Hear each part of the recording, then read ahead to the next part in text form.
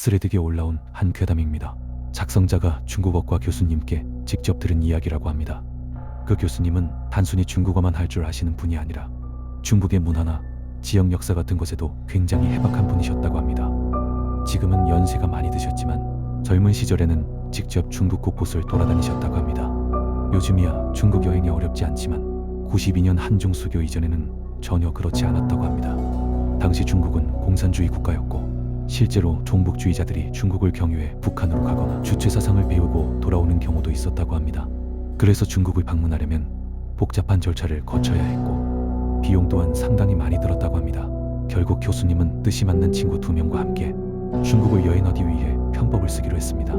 한국에서 곧바로 중국으로 가는 것이 아니라 한국에서 동남아를 거쳐 중국으로 들어가는 방식이었습니다. 하지만 예상 밖의 문제가 생겼습니다.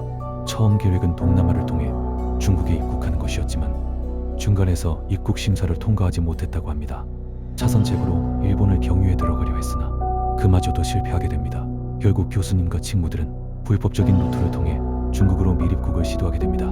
일본 제품을 밀수입하는 브로커가 중국의 한 지방으로 데려다 주겠다고 했습니다. 그 지역은 울창한 밀림지대라 공안도 쉽게 접근하지 않는다고 했습니다. 하지만 그 브로커는 일본 가전을 밀수하는 사람이 아니라 마약을 들여오는 밀수업자였습니다. 마약이 엄격한 중국에서 브로커와 함께 있다가 밀수업자로 오해받을 경우 어떤 일이 벌어질지 모르는 상황이었습니다. 결국 교수님과 친구들은 새벽을 틈타 브로커에게서 도망치기로 결심합니다. 앞만 보고 달리다 보니 어느새 깊은 숲속에서 길을 잃고 말았습니다. 한참을 헤매던 중 우연히 강을 발견하게 됩니다. 보통 강 주변에는 마을이 있기 마련이니 그들은 강을 따라 걷기로 합니다. 강을 따라 한참을 걷다 보니 정말로 작은 마을 하나가 나타났다고 합니다. 그런데 그 모습이 어딘가 이상했다고 합니다. 마치 우리나라 새마을 운동 시절에 시골 마을을 보는 듯한 풍경. 벽은 황토벽이었고 지붕은 초가처럼 보였다고 합니다. 아이들이 먼저 교수님 일행을 발견하고는 놀라 달려갔고 곧이어 마을 어른들이 우르르 몰려왔다고 합니다. 교수님과 친구들은 사람을 만났다는 안도감에 붙잡고 도와달라고 사정했다고 합니다. 처음에는 혹시 식인종이 아닐까 하는 생각도 들었다고 합니다. 교수님은 기본적인 중국어 회화는 물론이고 한자에도 능통한 분이셨습니다. 그런데 이상하게도 아는 중국어를 총동원해도 전혀 말이 통하지 않았다고 합니다. 분명 중국어와 비슷하게 들리기는 했지만 도무지 알아들을 수 없는 말이었다고 합니다. 결국 말 대신 바디랭귀지로 힘들어 죽겠다, 배고프다, 살려달라 이런 식으로 표현했고 마을 사람들은 조금씩 경계를 풀더니 물과 먹을 것을 가져다 주었다고 합니다. 정신을 조금 차리고 나자 촌장으로 보이는 사람이 나타났습니다. 그는 계속 황다지말을 반복했다고 합니다. 지부지워하워치우잉 전혀 알아들을 수 없는 말이었다고 합니다. 무슨 말을 해도 그 말만 반복했다고 합니다. 배고프다고 해도 지부지워하워치우잉 여기가 어디냐고 물어도 지부지워하워치우잉 결국 교수님은 메모장과 볼펜을 꺼냈습니다. 과거 한자 문화권에서는 언어가 통하지 않을 때 필담으로 의사소통을 하기도 했기 때문입니다.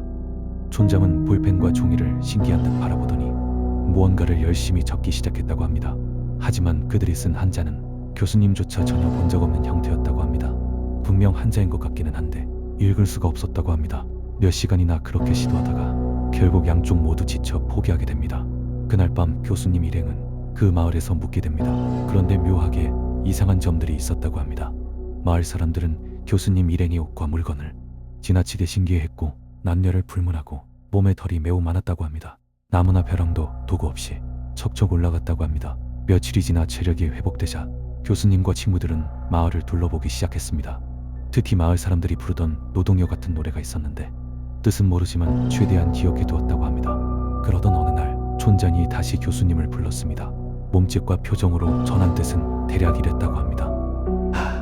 너 괜찮다. 여기 살아라.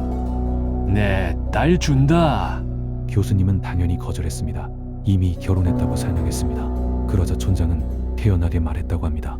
결혼 상관없다. 둘째로 맞아라.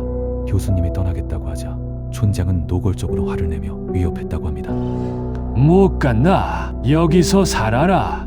아니면 죽는다. 결국 교수님과 친구들은 마을 사람들이 밭일을 나간 틈을 타 다시 밀림으로 도망쳤습니다. 며칠을 더 헤매던 끝에 우연히 동남아 사냥꾼을 만나 도움을 받았고 그제야 숲을 빠져나와 일본을 거쳐 한국으로 돌아올 수 있었다고 합니다.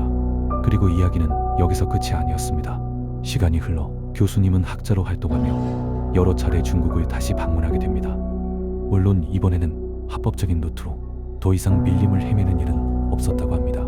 그러던 어느 날 중국의 지방 방언과 고대 문자를 연구하는 한 중국 교수가 자료를 찾고 있다는 소식을 듣게 됩니다.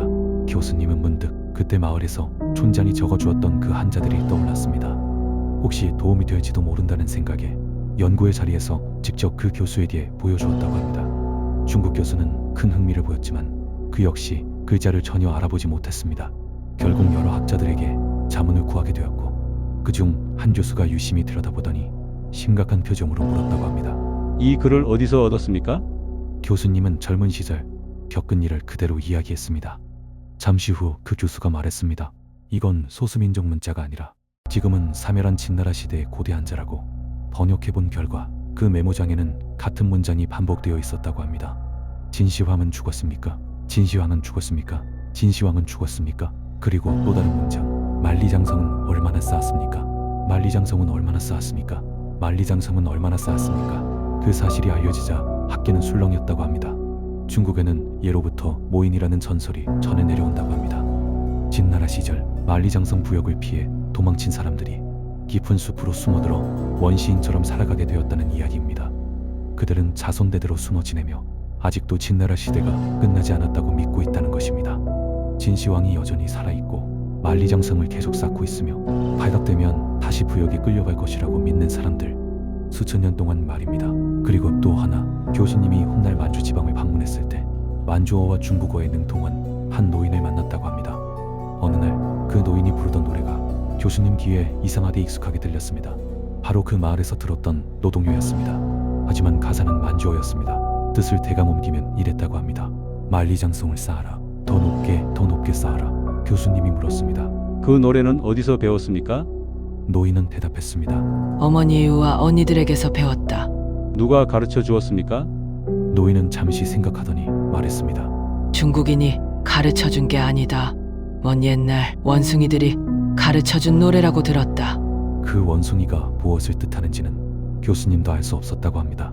아직도 드넓은 중국 어딘가 사람의 발길이 닿지 않는 밀림 깊은 곳에 진시황이 살아있다고 믿으며 만리장성을 쌓고 있다고 생각하는 사람들이 남아있을지도 모릅니다. 그들에게는 수천 년 전의 부역이 아직도 끝나지 않았을지도 모릅니다.